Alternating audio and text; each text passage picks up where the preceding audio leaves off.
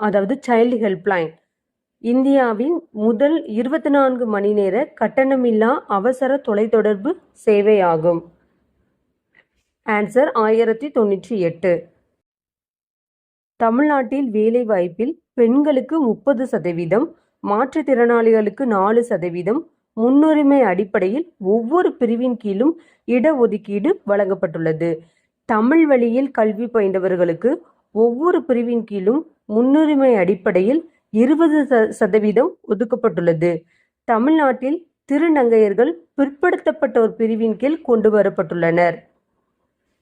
Answer 1, 2 மட்டும்தான் சரி, 3 தவறு. ஏன்னா திருநங்கைகள் மிகவும் பிற்படுத்தப்பட்ட வகுப்பின் கீழ் கொண்டு வரப்பட்டுள்ளனர். அரசியலமைப்பின் பிரிவு 21A உள்ளபடி டேஸ் வயது முதல் டேஸ் வயது வரை உள்ள குழந்தைகளுக்கு இலவச மற்றும் கட்டாய கல்வி வழங்க 2009ஆம் ஆண்டில் இந்திய நாடாளுமன்றம் கல்வி உரிமை சட்டத்தினை நடைமுறைப்படுத்தியது. ஆன்சர் 6 முதல் 14 வயது வரை. தமிழ்நாடு இந்து வாரிசுரிமை தமிழ்நாடு திருத்தச் சட்டம் 1989 நிறைவேற்றி மூதாதையாரின் சொத்துக்களில் பெண்களுக்கும் சம உரிமை வழங்கியுள்ளது.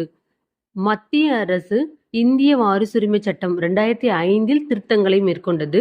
இதில் மூதாதையாரின் பிரிக்கப்படாத சொத்தில் வாரிசு அடிப்படையில் பெண்களுக்கு சம உரிமையினை அளித்தது. ஆன்சர் 2ம் சரி. போக்சோ சட்டம் பாலியல் குற்றங்களிலிருந்து குழந்தைகளை பாதுகாக்கும் சட்டம். வருடம் 2012. இச்சட்டம் 18 வயது வரை உள்ளவர்களை குழந்தைகள் என வரையறுக்கிறது. 12 வயதுக்குட்பட்ட பெண் குழந்தைகள் பாலியல் வன்கொடுமை செய்யப்படும் போது வன்கொடுமை செய்தவருக்கு மரண தண்டனை வழங்குவதோடு கடுமையான தண்டனைகள் விதிக்க வகை செய்யும் சட்டம் 2018 ஏப்ரல் மாதம் கொண்டு வரப்பட்டது. ஆன்சர் 2ம் சரி.